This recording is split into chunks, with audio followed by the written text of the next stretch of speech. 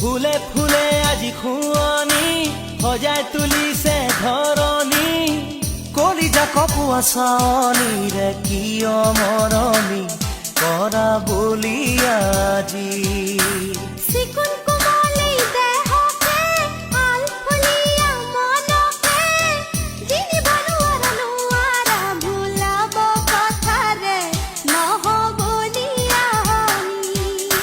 ফুলে ফুলে আজি খুৱনি সজাই তুলিছে ধৰণী